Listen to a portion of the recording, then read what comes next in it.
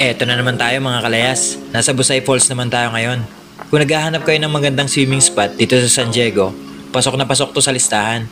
Pero yung dito na yan, medyo may kalayuan na lalakarin. Honestly, para siyang part 2 ng workout mo ngayong araw. Pero wag kayong mag-alala. Promise, sulit ang pagod at pawis pagdating mo dito.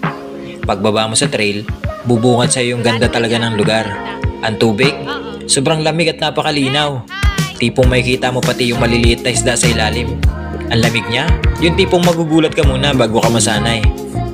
At dito rin, makikita niyo yung legendary frog style na paglangoy ko.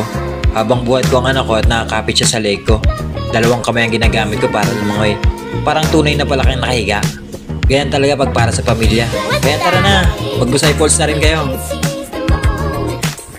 Kung gusto niyo yung ganitong classic adventure vibes, i-follow niyo na yung page namin, Team Kalayas. Kita-kits sa susunod na trip!